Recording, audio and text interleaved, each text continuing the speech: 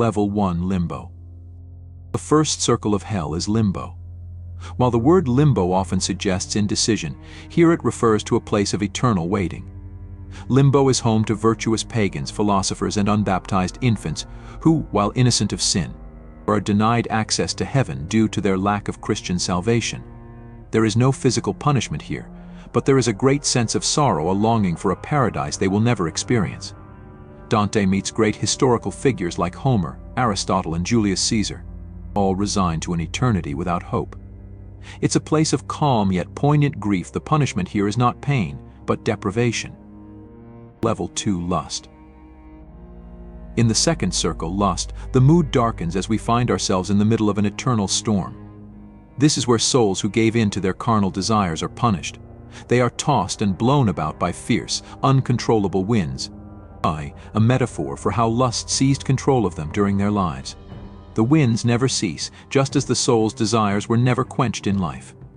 Here, Dante encounters famous lovers like Francesca and Paolo, who tell the tragic story of how their affair led to their deaths. The endless storm symbolizes how passion and desire can consume and control a person, leading them away from rationality and toward destruction. Level 3 Gluttony. In the third circle, gluttony, we encounter a disgusting scene, a cold, endless downpour of filthy rain, sleet, and snow. The souls of the gluttonous lie here in the mud, wallowing in their own filth. This symbolizes how, in life, they consumed far more than they needed, indulging in excess and waste. Cerberus, the three-headed guard dog, tears at the sinners with his claws and fangs, forever tormenting them, much like their insatiable appetites tormented them in life. This punishment reflects their selfishness and inability to moderate their desires now. They are forced to consume misery for all eternity. Level 4 Greed. Moving to the fourth circle, greed, we see the souls of hoarders and wasters.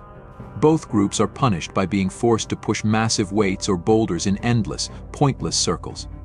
The hoarders, who amassed wealth obsessively in life, and the wasters, who squandered it, now battle each other.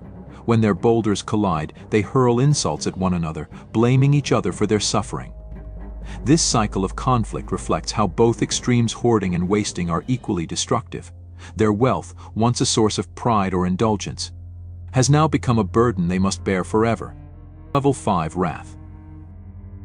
The fifth circle, wrath, takes place in and around the river Styx, a murky, swamp-like river. Here we encounter two kinds of wrathful souls, the openly angry and the sullen. Those who let their anger explode outward in life are condemned to fight each other endlessly on the surface of the Styx, constantly battling in the filthy waters. Meanwhile, those who suppress their anger are submerged beneath the river, silently brooding. Unable to express their rage, they choke on the muddy water, forever trapped in their resentment. Dante's depiction here shows the duality of anger. Both the explosive and the repressive forms of wrath lead to misery and isolation. In Level 6 Heresy.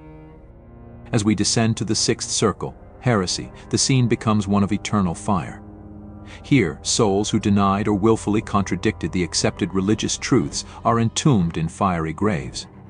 These heretics, who believed that the soul dies with the body or rejected core tenets of Christian doctrine, are now sealed in burning tombs. Dante reserves this punishment for those who led others astray with their beliefs. The tombs will be sealed forever on Judgment Day, emphasizing the finality of their rejection of eternal life. The flames symbolize the pain of being cut off from the divine and eternal torment for those who rejected God's truth. Level 7 Violence. The seventh circle is a complex one, dedicated to the sin of violence, and it's divided into 3 rings. In the outer ring, we find those who committed violence against others, murderers, tyrants, and warlords submerged in a river of boiling blood. Centaurs patrol the river, shooting arrows at any who try to escape. In the middle ring, those who committed violence against themselves, like suicides, are transformed into gnarled, twisted trees in a desolate forest. Harpies tear at the branches, causing eternal pain to these souls who gave up their bodily form. Finally, in the inner ring, those who committed violence against God, nature, and art suffer in a burning desert, where fire rains down from the sky. Each form of violence is met with a punishment that reflects the nature of the sin committed. Level 8 Fraud.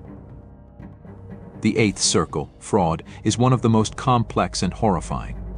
This circle is divided into 10 parts, each one punishing a different type of fraudulent sin. From seducers being whipped by demons to flatterers submerged in excrement and corrupt politicians immersed in boiling pitch. Each punishment fits the crime. Here we also find hypocrites wearing leaden cloaks, thieves bitten by serpents, and false counselors engulfed in flames. Each part exposes the layers of deceit and treachery involved in fraud, emphasizing how these sinners manipulated others for personal gain. Level 9, Treachery. Finally, we reach the ninth and deepest circle, treachery. This circle is reserved for the most heinous of sins, betrayal. Cocytus, a frozen lake, traps traitors in varying degrees of ice depending on the severity of their betrayal. At the shallowest part of the lake are those who betrayed their family, while at the deepest level, completely submerged, are those who betrayed their benefactors or masters. In the very center, Satan himself is frozen waist deep, his 3 heads eternally gnawing on the greatest traitors of all time, Judas Iscariot, who betrayed Christ, and Brutus and Cassius, who betrayed Julius Caesar. Here, treachery is met with absolute stillness and isolation, frozen in time as a symbol of their ultimate betrayal.